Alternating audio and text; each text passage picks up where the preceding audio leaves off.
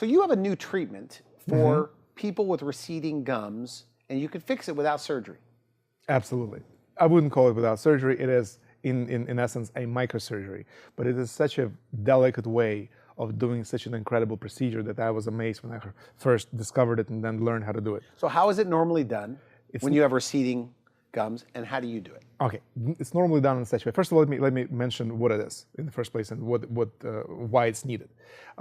Many people, millions of people have this situation when their gums shrink and they show the yellow of the root, which is supposed to be covered by the gum.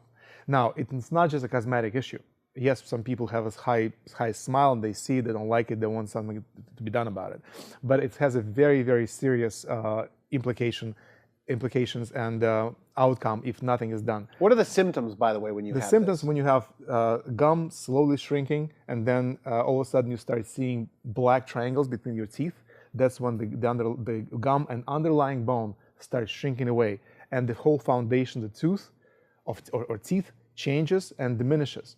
So it's important to stop that process. If you don't do it, it's going to continue to the point when teeth will start shifting. It may not happen overnight, but eventually it's a tendency, it's a process that needs to be reversed. So what about cold sensitivity? Some people have cold and sensitivity, most people don't. They don't even know what's going on because the tooth gets used to it. It's such a gradual process. It gets used to that sensitivity to the cold and heat, and people don't really feel it until they lift their lip, especially those who have a lower lip line, and they see those yellow roots.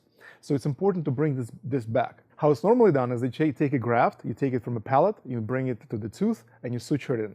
It has certain limitations because in some cases this graft just blends in with the existing gum and it shrinks back to its original position.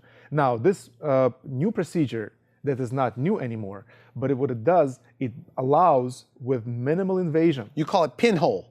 Pinhole.